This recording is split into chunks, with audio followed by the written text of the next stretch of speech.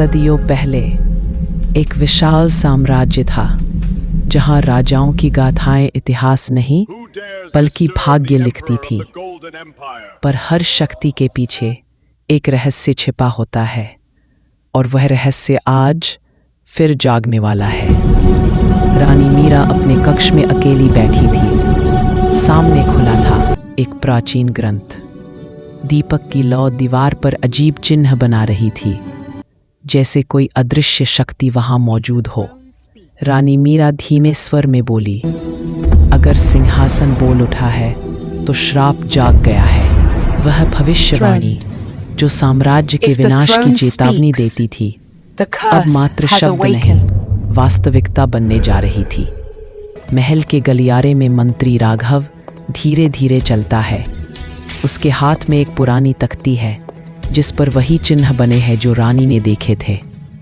उसकी आंखों में भय भी है और जिज्ञासा भी। वह खुद से बुदबुदाता है, अगर भविष्यवाणी सच है तो साम्राज्य उद्धार के समय पर चल रहा है।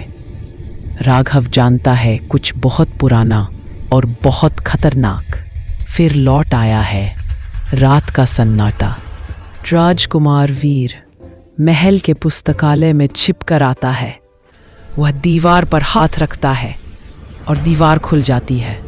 अंदर एक गुप्त कक्ष जहां पुराने हथियार, सोने का मुकुट और रहस्यमयी रोशनी जगमगा रही है। वह धीरे से कहता है, ये रोशनी क्या है? ये तो जैसे जिंदा है। जिज्ञासा उसे वहां ले आई थी जहां सदियों से कोई नहीं पहुंचा था। खोए हुए सम्राटों का कक्ष। आकाश में बिजली गिरी, महल के आंगन में तूफान मचा और तभी धुएं के बीच से प्रकट हुए ऋषि कालनाथ। उनकी आंखों में नीली चमक थी, जैसे वो सब कुछ देख चुके। कालनाथ बोले, स्वर्ण मुकुट रक्त से बना था। उसे बचाने के लिए सत्य का बलिदान देना होगा। हर साम्राज्य का एक सत्य होता है और कभी कभी वो सत्य सब कुछ नष्ट कर देता है। महल का दरबार। सभी पात्र एक साथ उपस्थित हैं। आर्यन, मीरा, राघव, वीर और कालनाथ।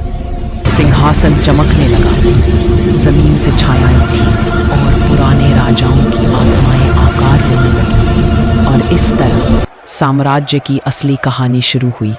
शक्ति, बलिदान और नियति की कहानी।